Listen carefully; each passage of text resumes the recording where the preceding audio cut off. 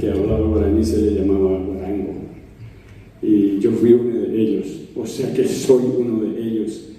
Salía en la castellano a aprender, porque está tiempo más con la gente a aprender a ver la guaraní, porque está maico a tu papá te encaraire.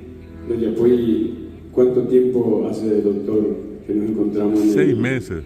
¿Un mes? 6 meses. 6 meses. ¿Verdad? Éramos. Acá el señor David, el doctor, el doctor, pero ¿cuál doctor guaraní de castellano?